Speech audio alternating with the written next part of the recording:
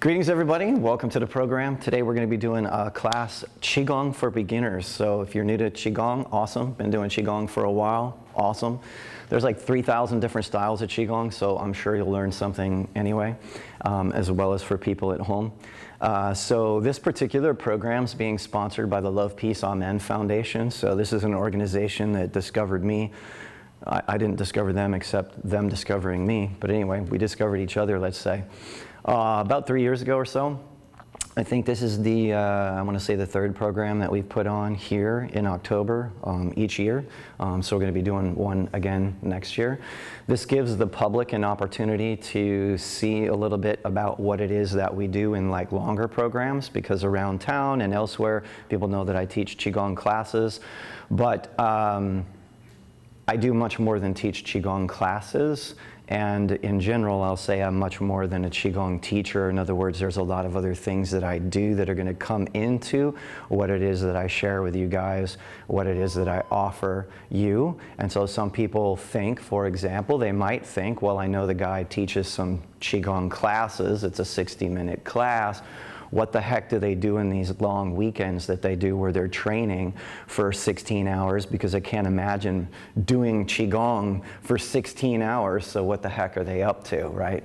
So for me, it's all going to tie into my background in terms of me trying to heal myself, what I did to heal myself, and then that sort of becomes the practices of Qigong that we do, and then the extended practices, all, you know, which in general and somewhat specific revolve around traditional Chinese medicine. And so we're just going to be getting into it all day. So come and go as you please. We'll have lunch from about 12 to 1. Might be a few minutes early or a few minutes late, depending on what we're finishing up with. But I want to give you guys a bigger overview of Qigong than just Qigong in the park. But check it out, if you look outside, I also want to give you an experience of Qigong in the park. So I want to give you the experience of Qigong in the park, but I also want to give you a bigger overview of traditional Chinese medicine and a bigger overview of what Qi, that whole idea of Qi and energy is. And I'm going to tie that in with a lot of different things because of my personal experience with it and because of my personal background. So, first thing I'm going to have you do, which is going to help me catch my breath so that I can give you the next run, but it's also going to teach you something right off the get-go that is so basic and so simple, but we don't do it in today's society. I literally mean hardly ever for the average person. And we're all going to pause, and I'm going to invite you to take 3 breaths, but I'm going to teach it to you in a particular way. Because most people, if you say to them, hey, you know, sweetie, you're having a hard time, I think you should take a deep breath. You might be able to say that to a child, but a lot of children today are so wound up, you can't really get them to do it either. So the first thing that I'm going to recommend that you do in taking your 3 breaths, which by the way is to interrupt what's happening in your biology, it's to interrupt what's happening in your psychology. Therefore, if there's a particular emotion, such as stress, 3 breaths is not going to make it go away, but it's going to give you a start in the right direction. But if I say take 3 deep breaths, then let's just do it. Let's do it this way first. Take 3 deep breaths in through the nose and then out through the nose or mouth, any way you want.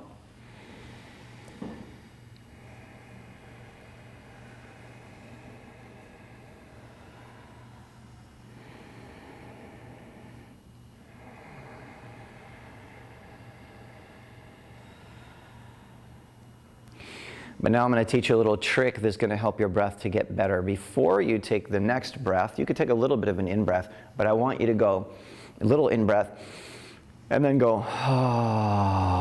like a ha sound and and now take your deep breath. And make that ha sound again. Push it out a little and then inhale again. It's getting better already. I can hear all of you. There's much more breath coming out now. One more inhale. And then,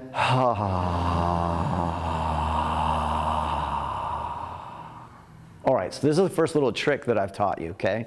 So I'm going to explain it a little bit. So normally, again, if somebody's stressed out, we like them, we love them, we care about them, we say, hey, you know, you might want to take a deep breath. They try and breathe, they cannot breathe. You go to the doctor's office, they say, take a deep breath, it looks like this.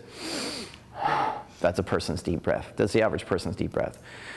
So I often tell the story of working with a police chief in Asheville. They asked me to come in and do a mindfulness program for the police officers. But then the psychology people did. But then the police officers didn't really want it. So, which, you know, it is what it is. And, but the chief was very interested in me. We started talking. And the thing that really got him interested was when I looked at him and I asked him, can you take a deep breath? You know, have you been to the doctors lately where the doctor asked you to take a deep... And I said, it's not a deep breath. A deep breath, first of all, if you asked me to take a deep breath, this is what I said to him. If you asked me to take a deep breath, I would go,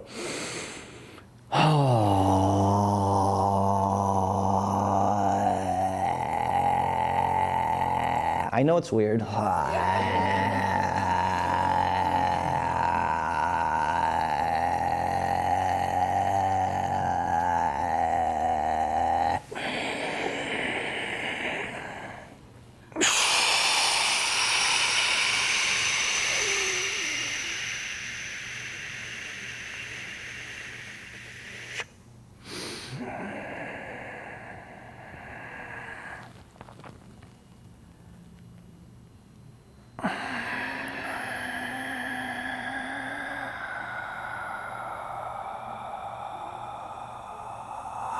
And I just stood up and looked at him, started talking to him. And he's sitting there looking at me, and then he's like, do that again. He was very interested in it. He'd done martial arts and stuff before. He had been in the military, and he was just very interested in that. And then I started talking to him and telling him that if he were to have me, he actually invited me to come teach share some of my martial art with the SWAT team the next day and some of the people who ran the jail. But they weren't interested in the breathing part, but he was, anyway. So, and then I moved here. I moved to this part of the country. I was in Nashville for just a couple of years. But anyway, one of the things I was also talking about is, as I said, if I was teaching police officers to breathe, because I have an extensive martial art background, which I may share some things about that later, because they all tie together for me. But I'm going to teach you the next practice that is going to be another practice of breathing that is often associated with yogic practice, but there's a lot of crisscross between Qigong and yoga. I won't get into all the details, but there's similarities, and sometimes people refer to Qigong as Chinese yoga. And one of the common breaths with various forms of meditation, Tibetan Buddhist practices, yogic practices, etc., is a breath that some people refer to as bliss breath. Some people refer to it as breath of fire, okay? There's probably some other names for it. And in yoga, it's often called pranayama as well. So one of the things that parallels between China, India, Japan, Oriental areas, including Korea, there's a reference to this idea of Qi. In China, they call it Qi. And in India, they call it prana. And in Japan, they call it Ki. And we could go on, but it's life force. There's this idea that there is a life force. And in these particular areas, which many of these practices go back 5,000 years, the teaching is that there is a mysterious energy that rides on your breath. I'm going to offer that to you in 2-3 different ways to contemplate for a moment. First way is, For 5,000 years, these different areas, these different countries in the Orient and so on have said there is a mysterious life force, a vitality that rides on the breath. When you breathe it in, you take it into your system and you electrify your body. In case you didn't know, your whole body is electrified. It runs electricity. All your cells, everything in your body, it's electrified. There's an electricity to it. That's why we can't go sticking things in sockets. Because if we do, we're going to become electrocuted. Why? Because electricity runs through our body very easily and very well. Okay? So that's how it's been referred to in these countries and so on. They talked about the mysterious life force, a universal life force. So that's what Qi means, okay? Universal life force is a general description of what it means. And Gong means the skilled cultivation of it. The skilled cultivation of that universal life force. Now that universal life force has also been referred to in general as universal energy. And where is the source of this energy? It's all around us. And according to the teachings, and I can definitely vouch for that, according to the teachings, it somehow rides on the breath. And when you charge the body with the breath, you're charging what are called energy bodies. So some people may be familiar with the energy bodies. Some people may know nothing about the energy bodies. But if you've ever seen chakras, pictures of chakras or images of chakras, those are not just like colored circles that sit within the physical body. Those actually, each one of them has their own energy body associated with it. And these energy bodies, just like your physical body, you don't know it, it's hard to actually know, but once you start practicing Qigong, you may experience it, and that's when you go, this stuff is magic. What's going on here? Because when you experience yourself as an energy body, not just a physical body, physical bodies are painful sometimes. Physical bodies are emotional. They're heavy. We feel like we weigh 1,000 pounds. Energy body, your energy bodies are very light. Some of them are heavy. We'll talk about it. Those are the ones we need to clean up. Some of them are brilliant light. And when you feel them and when you experience them, oh, it's mind-blowing. It seems like absolute magic. In fact, some of you may not realize, but you just came in, and my mother-in-law is one of the ladies that's out there helping you guys all sign in. And back in Colorado, I told you I've been filming, I've been doing experiments with this stuff for many years now. Well, she was part of the experiment. She said, I wanna get in on this. So I was teaching at Red Rocks, and she lied down on a table. Now, I do Qigong, but I'm also what's called a Medical Qigong Master. In China, there are Medical Qigong Masters, Medical Qigong Doctors. The medicine is based on the same medicine as acupuncture without needles. So it's needleless, and Medical Qigong is a form of field therapy, energy field therapy. And again, in Western world, some people, oh, that's woo-woo or whatever. Not necessarily you guys, but some people may say that. A doctor may even say that. In fact, I have doctors who come and go, I don't know. But here's the thing, without jumping too many different directions, but in Western medicine, how is it that we can read the heart? We read the heart. We do an echocardiogram. How is it that we read the brain?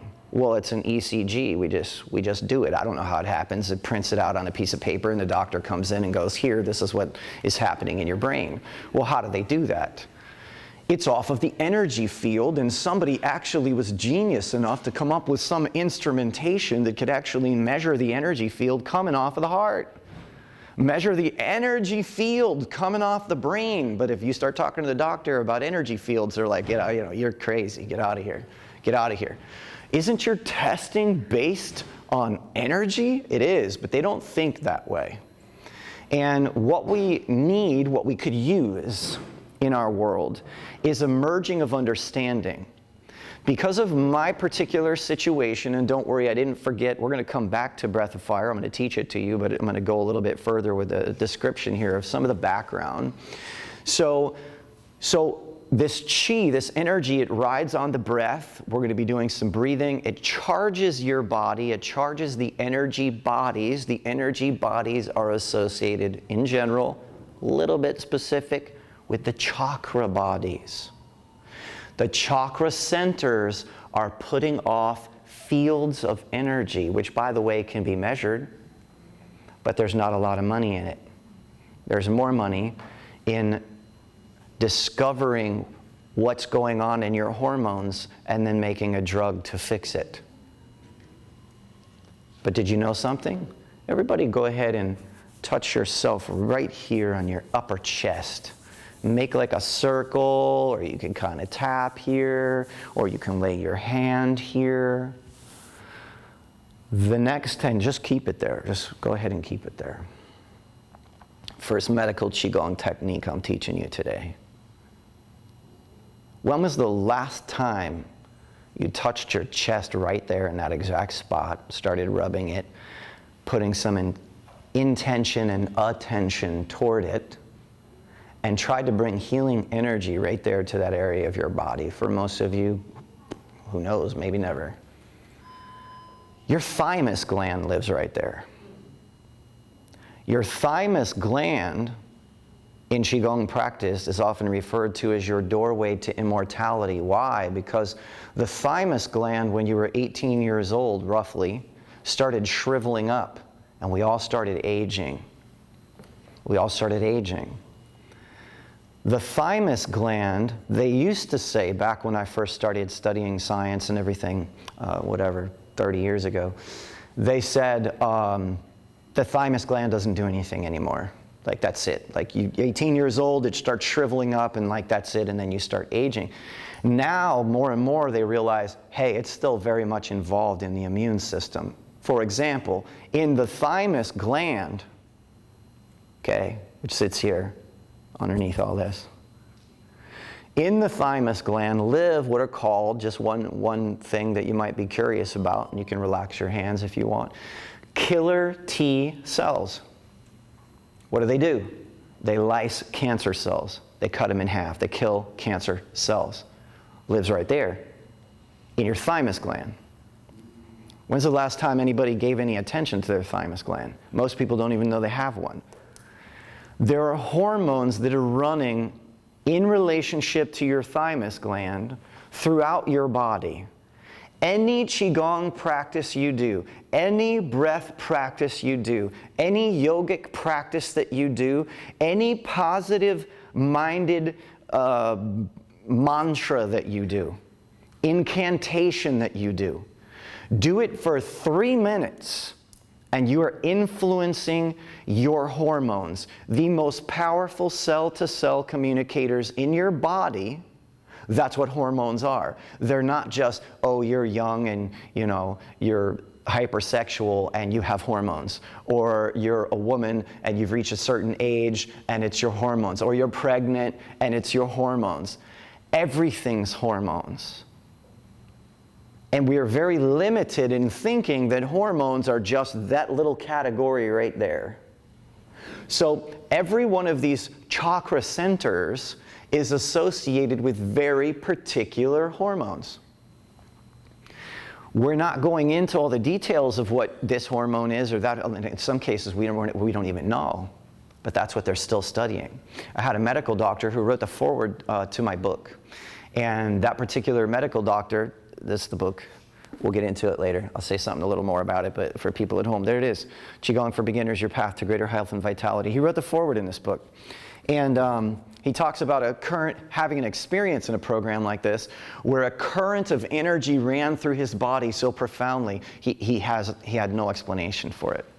He says it was profound, it was life-changing, it flowed through my body, he said, like a great river. Have no explanation for it. So I talked to him about hormones and so on. I asked him to come to one of the programs because he's a longtime researcher and everything, and I asked him to come and I asked him to talk at this particular program about hormones. So we had a big screen up, and he put up this map that looked like New York City, all these roads and pathways and like all this stuff. And he said, this is like a pinhead of the endocrine system, the hormone system. It's like a pinhead. And he goes, and this is how much we know. All of the modern medications, everything that we have, yada, yada, yada, it's like a little pinhead. This is how much we know. And he goes, but we realize it's way, way, way more than this. Okay?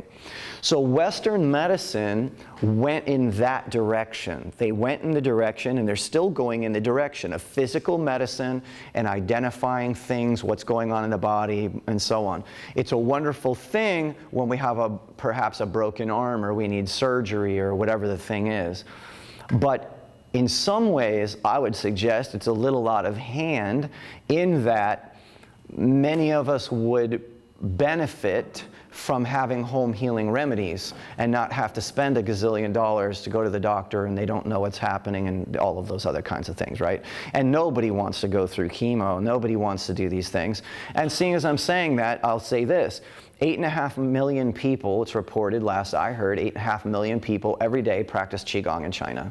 8.5 million people. And a large majority of those people practicing Qigong are not practicing because it's the cool new thing to do. And they're not practicing it because they're bored on Friday night. Medicine is not accessible there to the degree that it is here. In many areas, you cannot just go to the doctor and say, hey, I'm sick. It's going to take me a month to get to see you, but at least I'm going to go see a doctor. No, they're like, go home. There's too many people. Go home. So they're forced, in a way, to do something else. So guess what? 4 years, 10 years, 15 years after being diagnosed with terminal cancer, where are they? They're out in the park practicing Qigong. Okay. So I recommend, we all are where we are and you can only do what you can do, but I recommend start practicing Qigong before you get the cancer. It's a lot easier to heal yourself before you get the cancer than after you get the cancer. So what we can perhaps just make an educated understanding about is that not exactly a hypothesis, but just like an assumption. In this case, it might be good to assume that practicing Qigong could also be preventative, maybe curative in some cases. It was for some people, but it's also preventative. So here's another little piece, and I'm jumping around with some things that are coming into my head that are cool pieces of information that might be helpful to understand, and later you can go back and watch the video. It'll be on YouTube, so if you forget it today or whatever, want to make notes about it later, you can go home and watch it. But back when I was in college many years ago when I started, I remember reading the research that said that, as I recall, best to my recollection, that 75% of all toxins in your blood are removed through your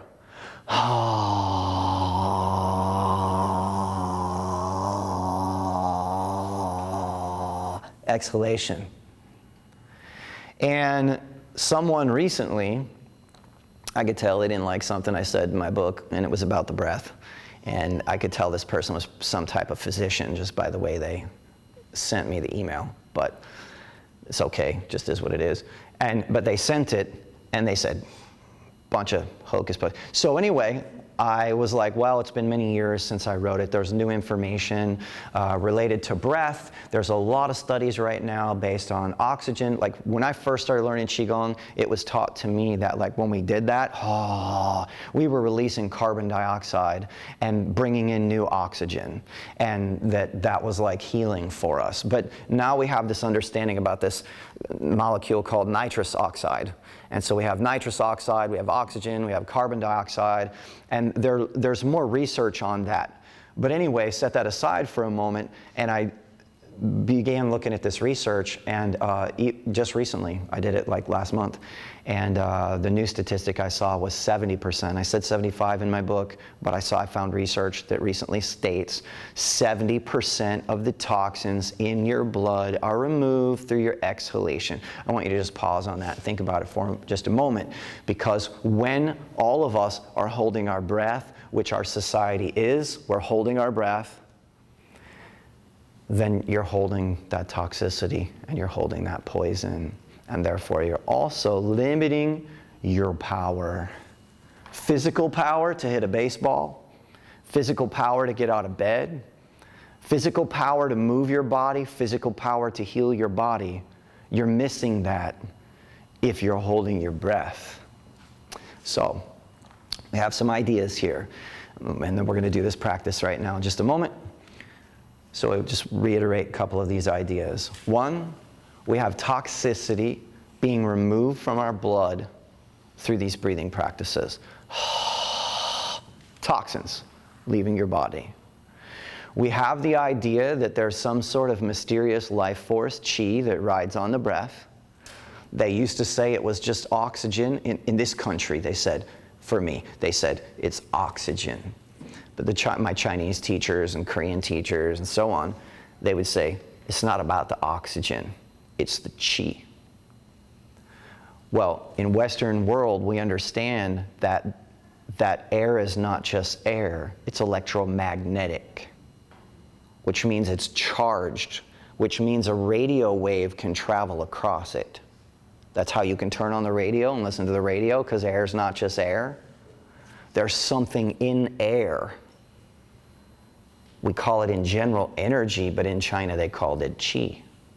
So when you start breathing air, and you do it differently than you've ever done it before, because when we don't breathe air well,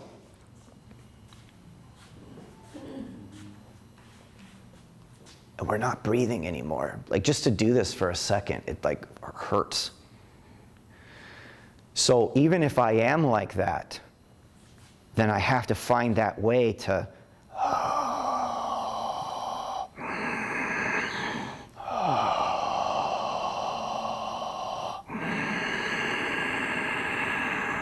So with Qigong practice, we have certain practices where we're just going to do the breath, which you guys are going to do in the chair initially, but then like when we get outside and do different things, we're going to use our whole body to breathe. And that's going to help our lungs to do certain things. That's going to help us to release certain things from our gut. That's going to help us to focus our energy down particular what are called meridian lines in the body that run that electrical charge, that run that Qi through it. And we're going to get to work with that and just get to see how you feel. I could go on and on about this stuff for 2 days. Today I'll be going on and on about it. Here and there we'll stop, we'll take practices, we'll go outside, we'll smell the flowers, and then we'll come back and have some understanding. So let me give you the next practice that I said I wanted to share with you. Breath of fire, or sometimes called breath of bliss, there's different names for it. You're breathing breath in through the nose and out through the nose. So the first breath I gave you was to exhale through your mouth. Let's go ahead and do that a couple times. Exhale through the mouth and then inhale through your nose. So that was the first practice. And then inhale through the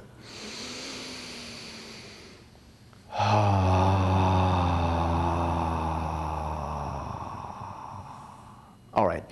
We'll come back to that one later. The next breath is in and out through the nose, and in some schools this is done very rapidly and it's very intense. We're not going to do it that way. We're going to do what I call a very light breath of fire. It's in and out through the nose, and I want you to place at least a hand on your belly, because you could do both hands or a hand. I want you to feel what's happening in your lower belly, because this area here, when you breathe, should be going up and down. If your chest is coming up and down, you're not doing it quite right. You're breathing up too high. So it's like what I like to say is slow and low. So it goes, I'll go give you a run with it.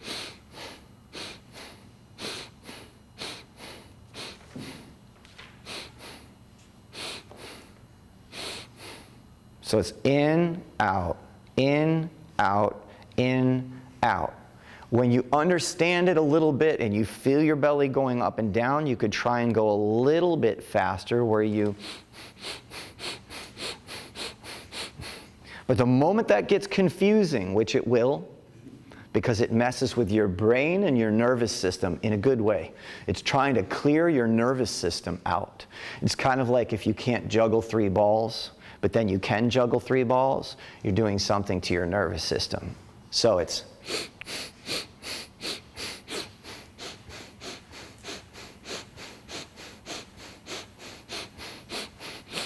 And this becomes like a pump. And then after you've done that 10 times, 15 times, just go.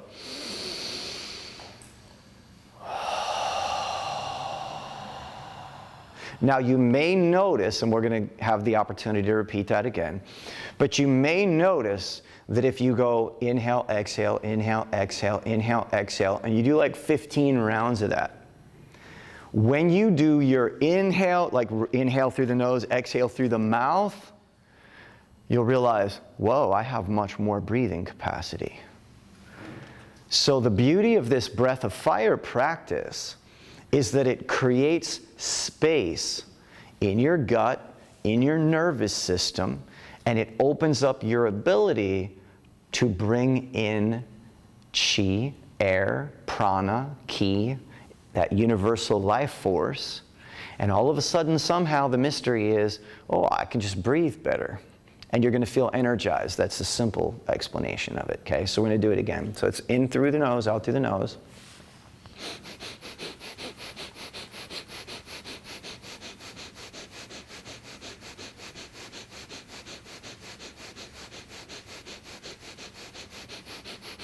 And then inhale. And then exhale.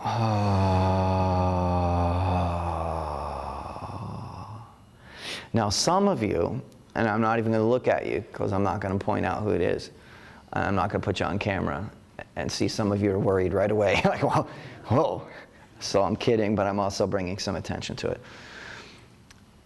Some of you just notice yourself when you're not you're afraid or something, whatever you want to call it. You're afraid, or you can't do it, or you're confused how to do it.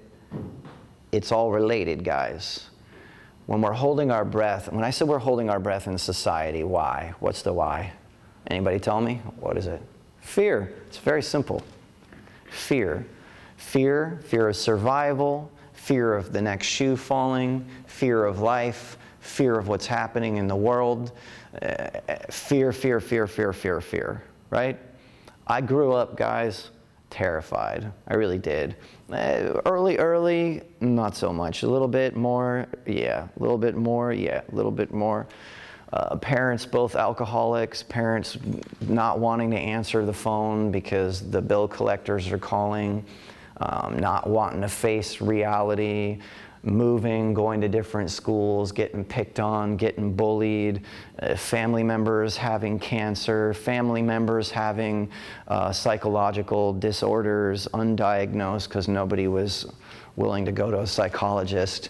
You know, I was the one that went to school for psychology, became a therapist, worked in a psych hospital, learned Qigong, studied molecular cellular biology, you know, multiple black belts in different martial arts, you know, etc. So I went a different road, and it was because of that challenge and that contrast in my life, including at 12 years old, right around this time of year, being on a hayride and deciding that it would be a great idea to jump out of the hayride, run through the forest, and jump back into it on the other side in the middle of the dark. And my buddy and I did that, and I didn't make it back into the trailer because it grabbed my leg. And this trailer was filled with hay and kids and being pulled by a Jeep. And the trailer grabbed my right foot and yanked me down to the ground, slammed me on the ground, ran all the way up. I had tire tracks going all the way over my right shoulder.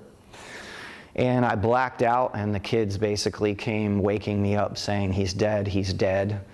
And in the next couple of years, I developed scoliosis, and progressed from the time I was about 15 to the time I was 25, to at 25 years old, they said, your spine looks like you're 85.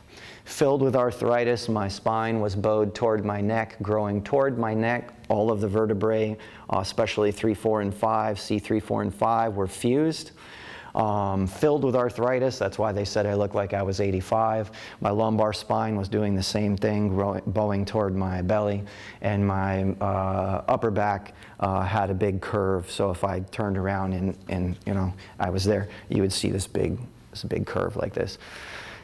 And so that's what got me into all of this. Okay, so I had the pain at home, I had the fear at home, I had the physical pain, and then literally these doctors said, hey, you're going to be crippled by the time you're 30. Like, this is no joke. Like, your spine is going to crush. And it's funny how they say that. This is no joke. This is serious. Dude, I'm like, I'm living it. Thank you. Thanks for telling me, you know. Like, thank you. Like, anyway, some of these doctors that I saw were like that. Anyway, and I know why, though. I make kind of a joke, but I know why. I've been in that field. I've worked in the hospital. I've worked in the ER. I've been an emergency medical technician. I've done a lot of different things. I've been around people who are sick. I've been around people who are not well, not just in my family, but in my professional career. And so the thing is that no doctor wants to come in and tell anybody they got anything, that cancer, they don't want to be that person. They don't want to be that person. They hate being that person, yet some part of them wanted to be that person. I want to be that person, helps people, change the world, whatever reason they went into it, right? But they too have the fear. Do you know that's why they invented the white coats? They invented the white sterile coats to separate themselves from the dis-ease. It's a form of what we call in Chinese medicine, Wei Qi. It's protective energy. Protect myself from the dis-ease. And it's also an egoic idea. I'm going to go off a little bit, Judy, but it's an egoic idea on the level that it is. To give a diagnosis just on this level. I'm not saying we shouldn't do this. I'm not saying that this isn't part of Western medicine and shouldn't be part of Western medicine. I'm not saying that.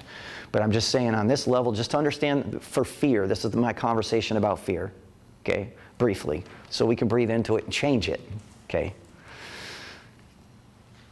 It seems safe to keep people at bay. I've been working on people with early years massage, breath work practice, and then it became Chinese medicine, what's called medical Qigong, field therapy, what you guys would think of as energy work. A lot of people, oh, woo-woo. Read some of the testimonials in my book, come to some programs, look at some of the things that I've done. I've literally treated, worked with everything from A to Z, everything from little babies who are only 6 weeks old, to full-grown adults that are, X years old. When I come into, sometimes I've been invited into a hospital setting where I'm working on a patient that's in the hospital. They have some type of disease. People can't figure out what's going on. Somehow I got invited by the family. The doctors invited me in. They allowed me to come. I go ahead and I do the healing work. And right away people go, dude, you got something going on. Like they're like, it's magic. I don't know what's happening. How is that? You're not even touching this person. This person's going through a phenomena that is visible and tangible and so on. That's what these Qigong masters in China are able to do. I started learning to do it because I started working on healing the spine. I started doing all these breath practices. I started gathering this thing called Qi. I didn't know what it was. I didn't even have a word for it actually back then. Nobody even told me. I didn't even know the word Qi until I was like, I don't know, 20-something. But my hands felt it, charged. And I just kept going.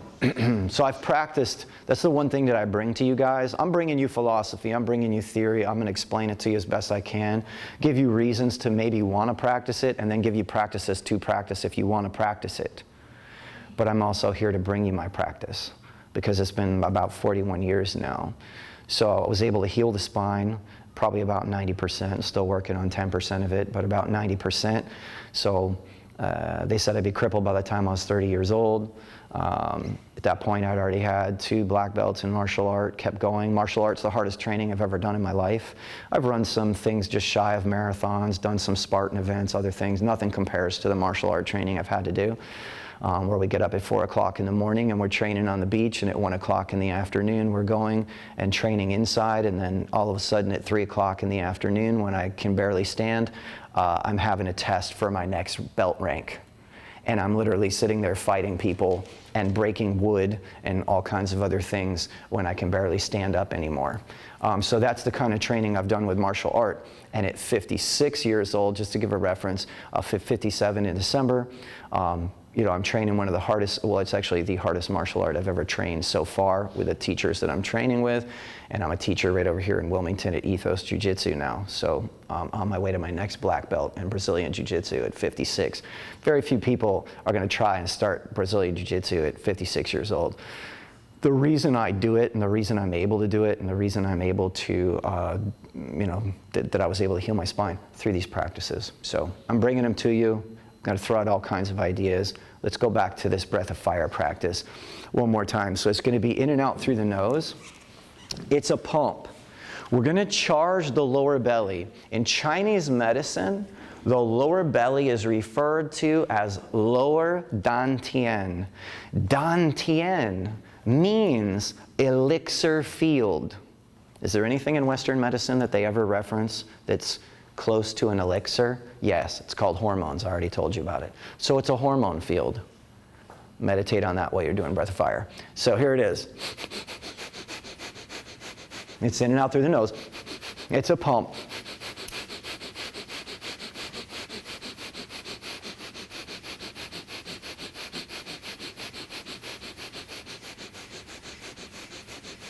And then take a little rest and inhale. And exhale. And then go back to inhale, exhale.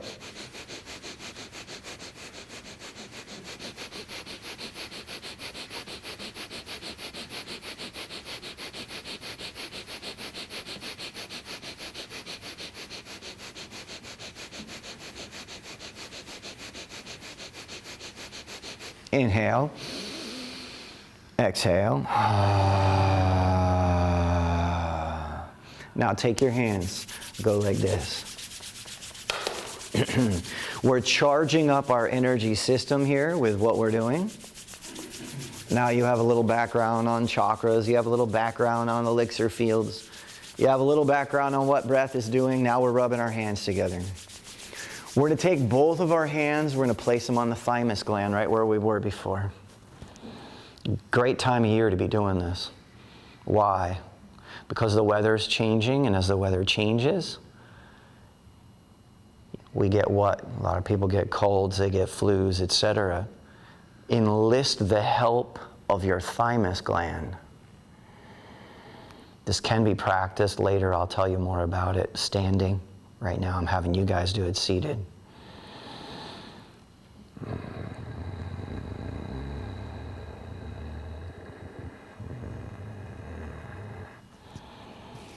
And I'm going to go ahead and sit for a moment with you guys. I want you to keep holding that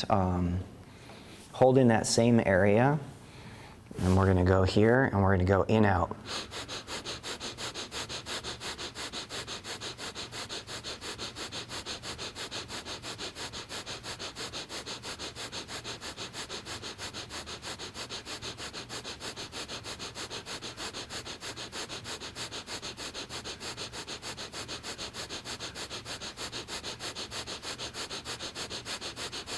And then inhale, exhale. And by the way, what's this sound that I'm making?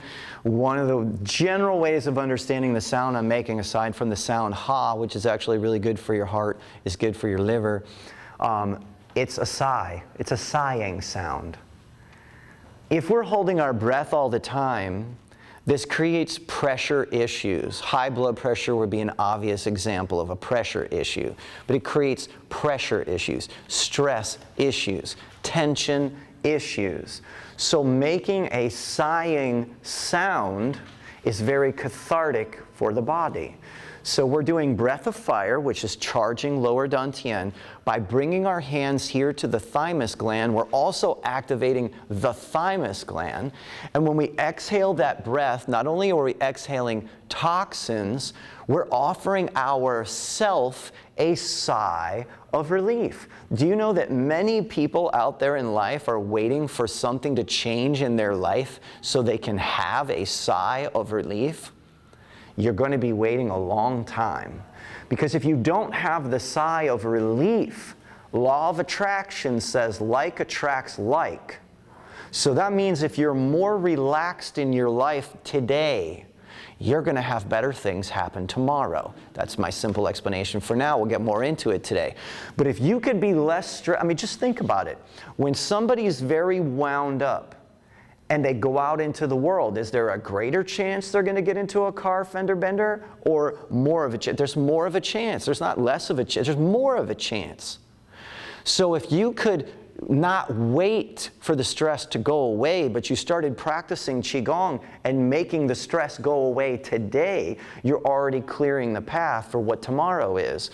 So with this technique, we're going to do it again, that when we do the not only are we releasing toxins, we're giving ourselves a sigh of relief. This will affect your psychology, your emotional state, everything. So here goes the practice again. Hands go to the thymus.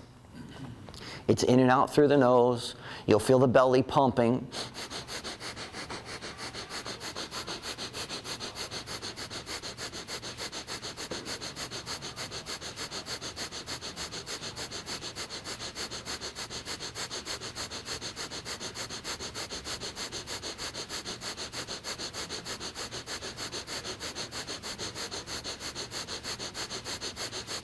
Inhale, exhale,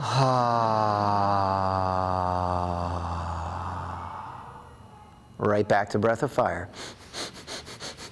If you get lightheaded or dizzy, then stop doing it for a minute, let your body catch up to itself. Otherwise, we're continuing breath of fire here.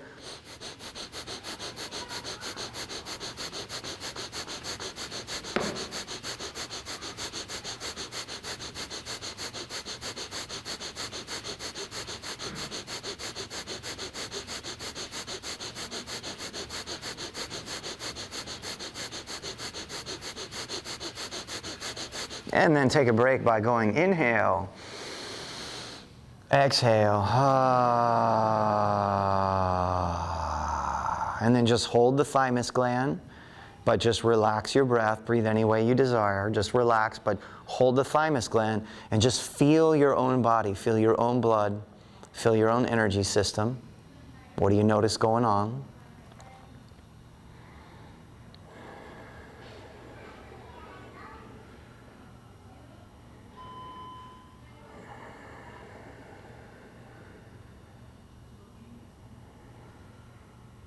And we're going to do one more round. Whenever you're ready, if you desire to join in, here we go.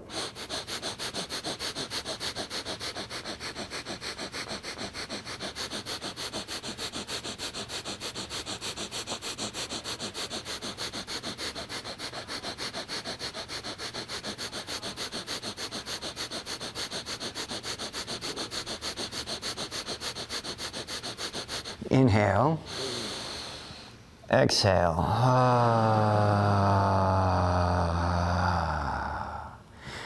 Now, bring your hands down below the belly button. The thumbs can be kind of just above or just below the belly button, or, you know, the belly button can be right in between the kind of space in your hands, roughly like that, okay?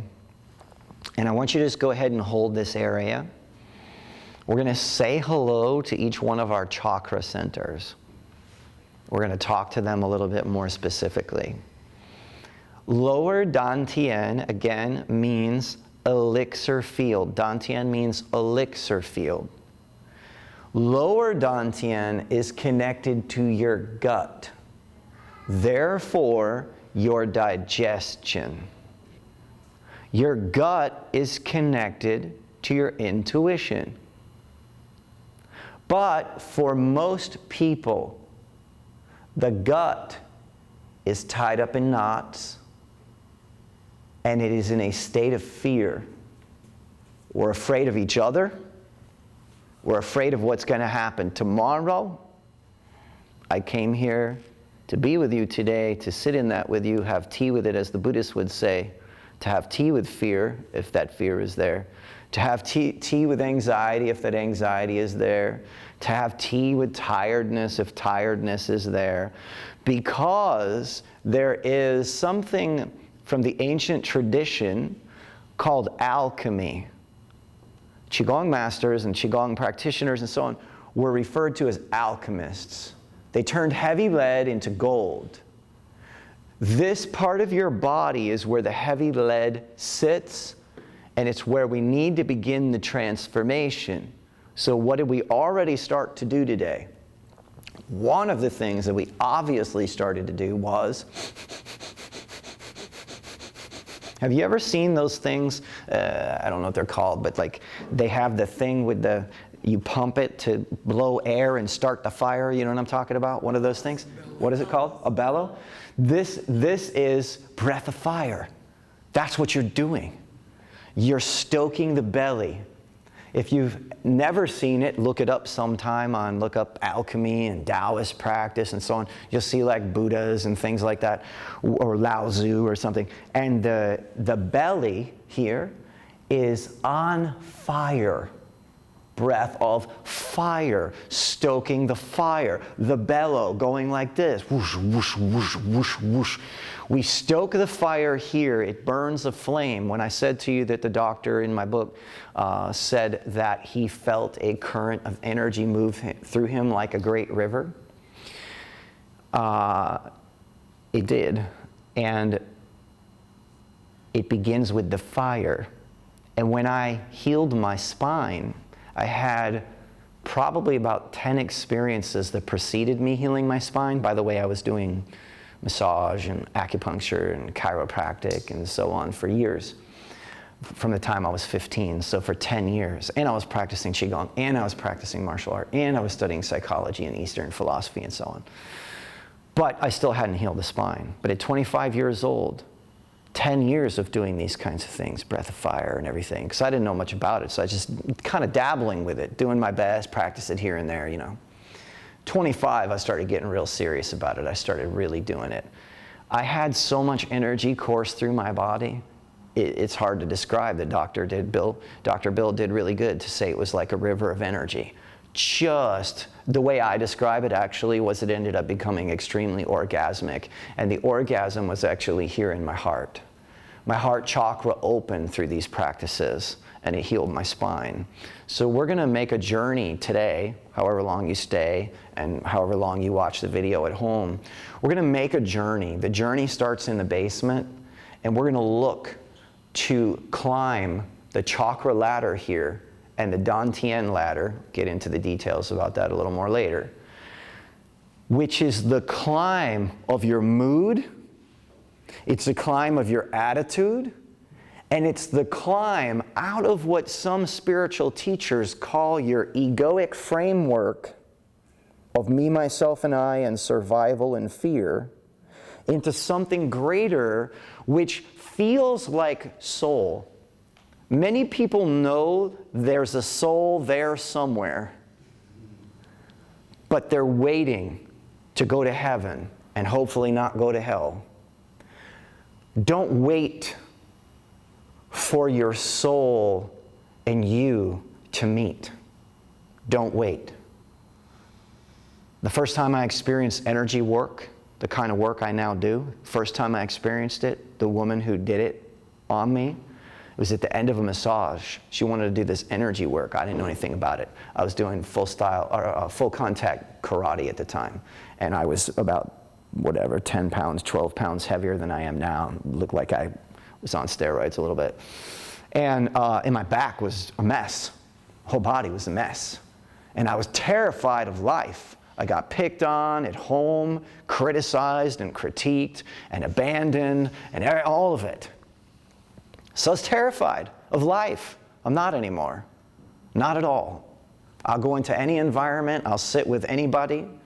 Every single person, I tell you stories all day long, has a soul in there. And if you're not afraid of them, watch what happens. I've been doing martial arts since I was 15. In the early years, I had to do a few things to like defend myself or back somebody off or whatever. I don't need any of that. I'd give them my business card, be like, come to the jiu-jitsu school, I'll teach you next week, we don't need to fight. But why don't I even need that? Because I don't attract it anymore at all.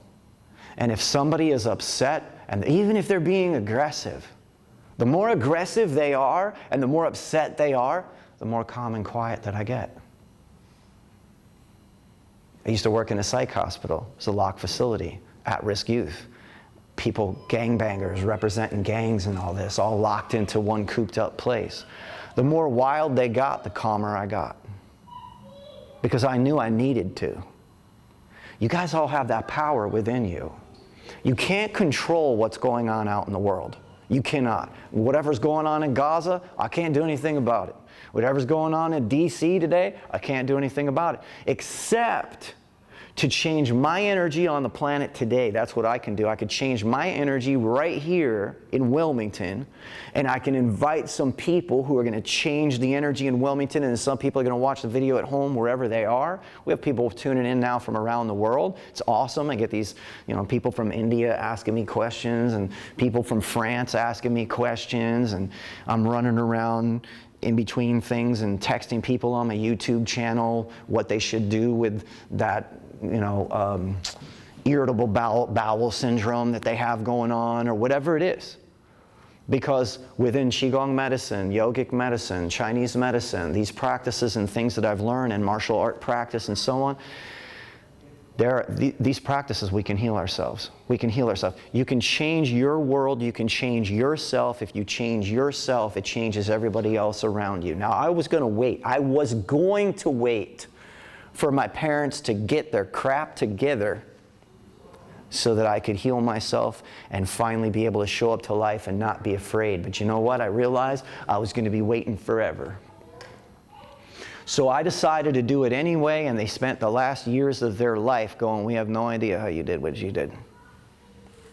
And toward the end of their lives, they were the most open and most receptive they have ever been to what did you say happens from here? What did you say is coming next? What's the easiest way for me to transition through this and be in peace and leave my body in peace? Very receptive, all ears open for the last 5 years of their life. Especially since with my dad, I literally went into his hospital room. The doctor said he had a stroke and he would never be revived. He would be in a comatose state. It damaged his brain. For the rest of his life, he'd be in some type of home. I just came in, I'm okay. Sat down, I did my medical Qigong woo-woo magic practices on him for 2 days. It's very scientific to me, though. We have a whole certification program where I teach acupuncturists, massage therapists, and lay people around the world to actually do what I've been doing. I've been videotaping it since 2014. You can even watch the #1 watch video on the YouTube channel is Medical Qigong Master gives free healing. And I'm in a red suit, and I do all this healing toward the camera. 108,000 views. That's the most views we've ever had. I get contacted from people all around the world. How does this work? I'm like sitting in a chair like you told me to. You're on a camera at home, and I'm vibrating. What is going on?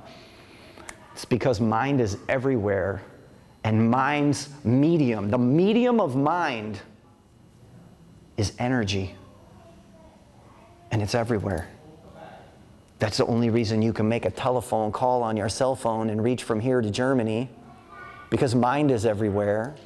And this technology mimics what mind already has the ability to do, because those of us that are telepathic, so I'll get a client who's texting me who had a session, something's going on, and they're having issue. I can hear him talking to me in my head. I text him and I go, I'm sending you some calming energy right now. And the person goes, I was just emailing you. How did you, you're freaking me out. Anyway, it's all energy. We're all connected. So what we want to do today, and at home, what we want to do, we want to stoke the fire in the basement, and then to the best of our ability, we want to climb the energy up the chakra ladder to the heart. Up the chakra ladder to the heart. Most of you probably won't have an orgasmic heart opening here today because it takes time to create that kind of experience. But somebody might trip into it. Everybody wave to Sharon. Sharon tripped into it in Colorado. That's my mother-in-law. I told you. She was in the front lobby. I told you I was going to tell you that story. Out of fear, okay, we were talking about fear. And we're talking how the planet is in a state of fear. But when you go into these upper energy bodies, fear is gone. She came the closest, she's the closest person so far that I've come to levitating. I've come pretty close to levitating some people, but she was the closest. Up on her legs up in the air, her arms up in the air, on the table, feeling the energy. And when she slipped off the table and started to walk around the room, she immediately was in such a profound state of love and went to every single person in that audience and said, "Oh my God, you're so beautiful, you're so beautiful, you're so beautiful, you're so beautiful." And that's the experience that Dr. Bill had. When Dr. Bill had that experience, he said, it was like a river of energy running through me. And what he did is he got up, he was on the floor, he got up off the floor, we were doing these breath practices, charging up the system. And today, this is a beginning class. I just want to give you a little taste of it. We don't ever want to, and later we'll bring Taylor out, and Taylor's behind the camera, everybody can wave to Taylor back there. But Taylor will come out later, he'll give an example of what it looks like to really get charged up and lit up with this stuff. But that's not something we do day one, that's something you've been training for a while, and I try and give you guys a reference for it. I want you to see the low end where hardly anything's happening. I think I felt maybe something, I don't know, maybe it's in my head. And then you're like, ooh, I did feel something, I feel lighter, and then you see somebody like Taylor who's vibrating and shaking, and you're wondering, what the heck is that about? Because there seems to be some type of current running through this person. But this is all you. Yes, it's a mystery, yes, it's Qigong, blah, blah, blah, but guys, the only reason any of this does anything is because of how you're hardwired. Your body's hardwired for this. And with the Western world, we've gone away from the fact that it lives inside us. And we're only focusing primarily on the outer medicine. But the inner medicine, it lives inside you, and we should start using it for many reasons. Because one of the things that I just got into here, it's the alchemy of the fear state, guys. Fear, it's prevalent on the planet, in case you didn't notice. No one's going to go to war with anybody if they're not in a state of fear. No one is going to try and steal from anybody unless they're in a state of fear. No one's going to hate anybody unless they're in a state of fear. And fear, even though it is being triggered by the outer world seemingly, and on the level that it is, fear is something happening inside of you, and it comes in an energetic state. And if you start getting really selfish, I'm really selfish. I've learned to become very selfish. But I'm also, Judy knows, one of the selfless people that you're going to meet. But I've become selfish in a really spiritual sense. I'm very selfish about how I feel. I'm very selfish about what I think and what I allow myself to think. I'm very selfish about my time and what I'm going to do and who I'm going to give it to and who I'm going to spend time with. I'm very selfish about the moods that I allow to take me over. I'm going to give some of you, because I see certain things in certain people's faces, this is a healing for some of you. I told you briefly, I grew up with people who were going through this, going through that, going through the other thing. And I just saw this on your faces, some of you. And so I'm going to share something with you, and I hope some of you have an epiphany. And momentarily we'll be having a little break, so hang in there. Some of you don't yet know, and it may even be many of you, some of you don't yet know. Your suffering contributes absolutely nil, zero, zilch to anybody in your family, anybody in your neighborhood, anybody in your country, and anybody on your planet. And it took me a long time to figure that out.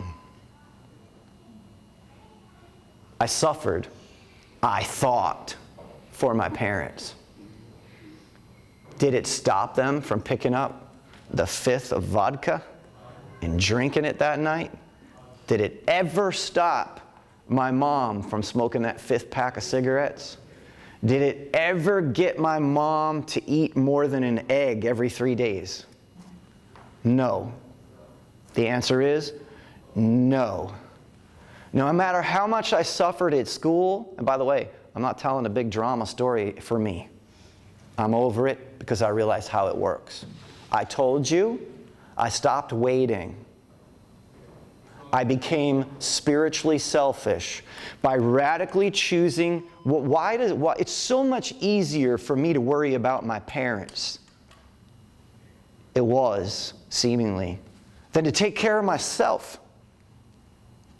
But taking care of yourself is the only thing you're going to really be able to do on this planet. And if you cannot take care of yourself this weekend, and you cannot be kind to yourself this weekend, and if you cannot do something nice to yourself this weekend, and breathe in some oxygen, and take some breath, and open up your heart, and love your life, and love yourself, and love the trees, and love the sky, then you are literally on a railroad track, and you're just getting older and heavier and more tired, and everything in your life is becoming more and more of a burden. That's just how it works, guys.